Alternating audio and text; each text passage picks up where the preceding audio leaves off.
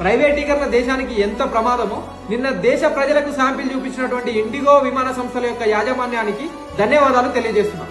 June 2024లో కేంద్ర ప్రభుత్వం విమానాల్లో పనిచేసేటువంటి క్యాబిన్ క్రూ మరియు పైలట్లకు సంబంధించిన వర్కింగ్ అవర్స్ పైన మార్పులు చేయడం జరిగింది. ఆ మార్పులు ఏంటి అని అంటే వారంలో 36 గంటలు మాత్రమే వాళ్లకు రెస్ట్ చేయాలని ఉండే దానికి ముందు దాన్ని 48 గంటలకు మార్చింది. వారంలో 6 ల్యాండింగ్స్ చేయవచ్చు అని ఉంది, దాన్ని 2 ల్యాండింగ్స్ మాత్రమే చేయవచ్చు అని చెప్పి చేసిందనమాట. దీనికి అనుగుణంగా ఢిల్లీ హైకోర్టు కూడా దీన్ని సమర్థిస్తూ తీర్పులు ఇచ్చింది. ఏమనంటే దీన్ని 2 ఫేజుల్లో ఇంప్లిమెంట్ చేయండి, ఒకటి జూన్ 1 వరకు, రెండోది ఏం చేయాలంటే నవంబర్ 1 లోపల కంప్లీట్ గా ఇంప్లిమెంట్ చేయాలని చెప్పి చెప్పింది.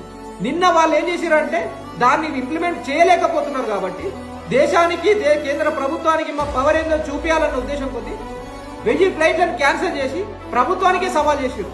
అసలు అట్లా రూల్స్ కు విరుద్ధంగా ఫ్లైట్లను క్యాన్సిల్ చేయడమే తప్పు, దానికి వాళ్ళు శిక్షార్హులు. వాళ్ళపైన యాక్చువల్ గా చెప్పాలంటే వాళ్ళకు ఫైన్ విధించాలి. కానీ కేంద్ర ప్రభుత్వమే తగ్గి వాళ్ళను ఫిబ్రవరి 10, 2026 వరకు వాళ్ళను ఎక్స్టెండ్ చేస్తూ అంటే ఆ లోపల ఇంప్లిమెంట్ చేయండి అని చెప్పి ఎక్స్టెన్షన్ డేట్ ఇచ్చింది.